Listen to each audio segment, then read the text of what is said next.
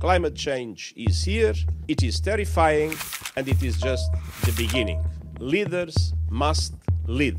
I should be back in school on the other side of the ocean. Yet you all come to us young people for hope. How dare you? No more hesitancy. There is simply no more time for that. La emergencia climática es una realidad y la gran mayoría de los científicos coinciden en que las actividades humanas son la causa principal. ¿Cómo lo enfrenta la sociedad civil y qué esperan de sus gobiernos? ¿Nos dirigimos hacia lo que algunas voces críticas califican como una ecodictadura? ¿O tienen las democracias suficientes herramientas para enfrentarlo? Ecodictadura o ecocracia son términos que reflejan la polarización en torno al cambio climático. Cada colectivo se sirve de ellos en función de sus intereses. La ultraderecha, que alerta ante lo que consideran un rumbo totalitario al servicio de la protección del clima, algunos ecologistas cansados de gobiernos indecisos e incluso intelectuales defensores de doctrinas como el ecosocialismo. Aquí te explicamos los extremos.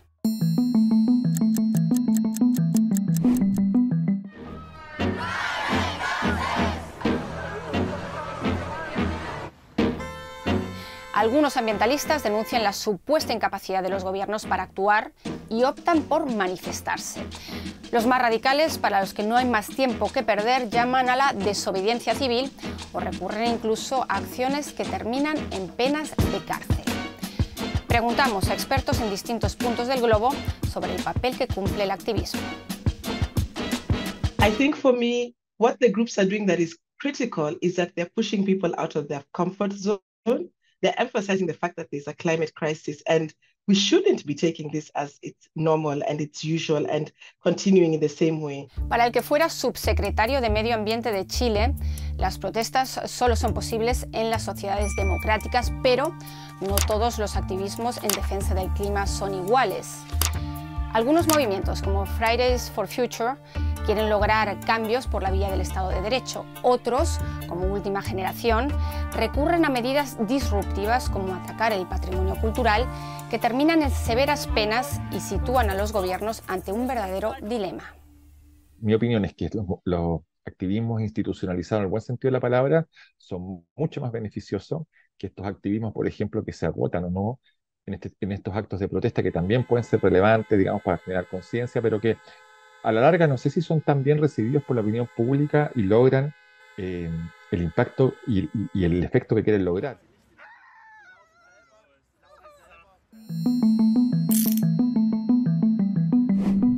De hecho, hay un sector de la sociedad que no aprueba los medios que utilizan estos activistas. Pueden compartir los objetivos, pero no las formas. Trazan paralelismos con las restricciones durante la pandemia. Ven amenazada la democracia y hablan incluso del riesgo de una ecodictadura. Muchos expertos advierten, sin embargo, de la instrumentalización política del término. No estoy de acuerdo con el uso del término de ecodictadura, porque eso ha llevado, sobre todo en Europa, a que sea un término que se está utilizando por parte de sectores más populistas. Es una manera que se está utilizando de negar esta realidad que es el cambio climático y una forma de acusar a los gobiernos que están haciendo, que están privando de la libertad de los individuos. Tenemos un consenso de que esas restricciones son necesarias y que no constituyen restricciones a la libertad. Entonces, no vislumbro la posibilidad de que lleguemos a una suerte como de ecofascismo, como tú dices, un mandarinato ecológico que haga prohibiciones, por ejemplo, de circulación de las personas o de alimentación. Obviamente vamos a tener que restringir ciertas actividades, pero eso es fruto de la propia deliberación democrática que los países tienen. ¿Cómo tener en cuenta, pues, los distintos intereses? ¿Qué política es necesaria para proteger el clima?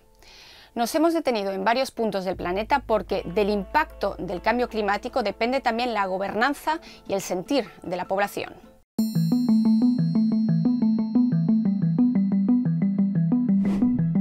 China es el mayor contaminante, el mayor consumidor de energía, pero también el mayor inversor en energía renovable. Se propone reducir su huella de carbono a 0 para 2060, pero ¿cómo conseguirlo? Pues a base de controlarlo todo. Para el sociólogo sueco Lindvall, China es una autocracia que anuncia grandes metas en materia climática, pero que finalmente no cumple. we need to understand that, okay, an authoritarian state like China might be very effective. If they want to push some political development in one direction, they can do so very effectively. But climate change, it's a very complex issue. And especially energy systems are quite complex. Still, I think this dream of some kind of eco-authoritarian regime is a fallacy, because it's based on the idea that you'll actually have a technocratic government that knows exactly what needs to be done and will do it in the right way, the right manner. Así ocurrió durante la pandemia. Pekín impuso medidas draconianas para controlar el COVID, que finalmente levantó después de fuertes protestas. Los expertos a los que preguntamos ven paralelismos en el actuar del gobierno chino entre las medidas anti-COVID y las políticas ambientalistas. I think it's kind of a trap. There are a lot of scholars working on the idea of authoritarian environmentalism, which is basically how China would use the environmental policy as an excuse to actually control its population.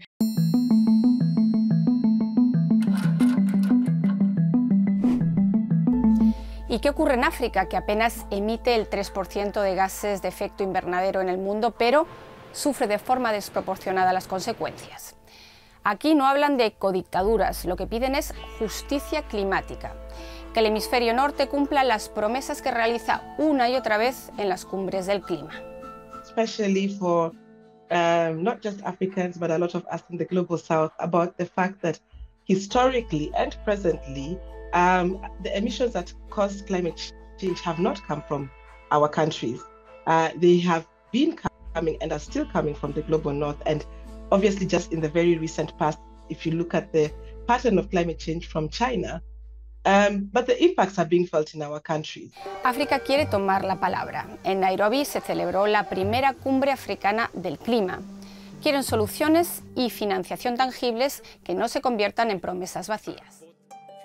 For me as an African, it would be very important that before we start talking about business, before we start talking about leveraging financing for public-private partnerships, let's start talking about the funds that were committed, because it's people's lives we're talking about.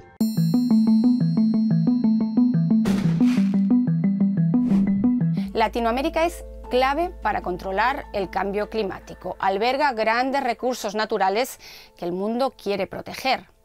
Pero es un continente de extremos que dificulta hablar de objetivos comunes.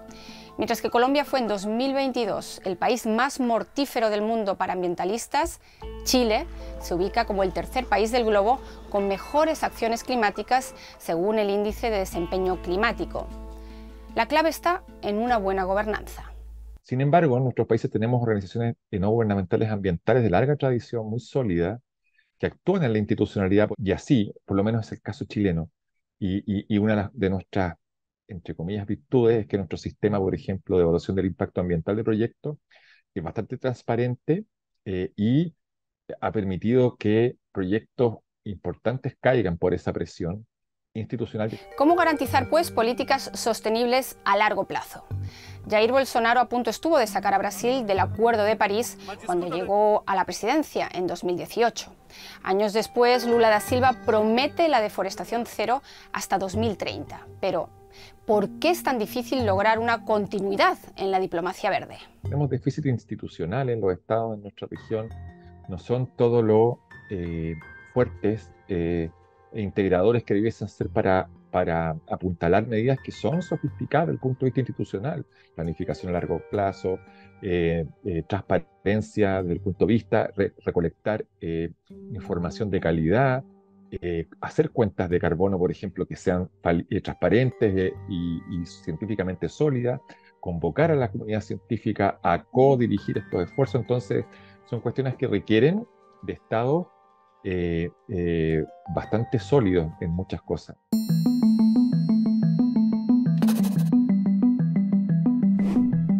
Entonces, ¿qué sistema es mejor para el clima? Nuestros expertos coinciden en que regímenes autoritarios no son la solución para la crisis climática.